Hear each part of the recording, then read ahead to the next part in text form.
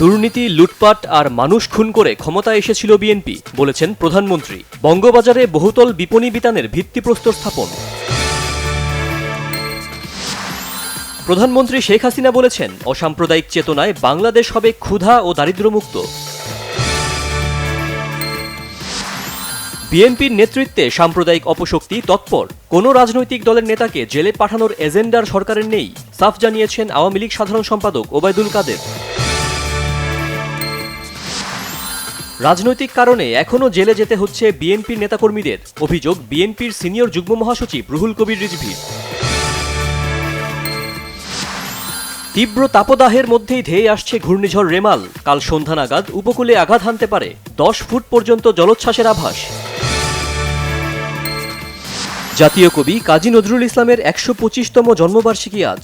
কবির জন্মদিনকে সরকারি ছুটি হিসেবে ঘোষণার দাবি কবির পরিবারের। দেশ থেকে অর্থ পাচার হবার 6 মাস পরে দুদককে জানালে কিছু করার থাকে না, মন্তব্য করেছেন দুদক চেয়ারম্যান মঈনুদ্দিন আব্দুল্লাহ।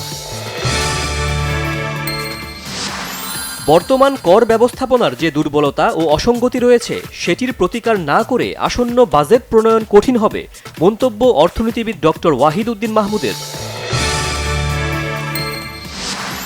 ভারতে চলছে লোকসভা নির্বাচনের 6ষ্ঠ দফার ভোটগ্রহণ।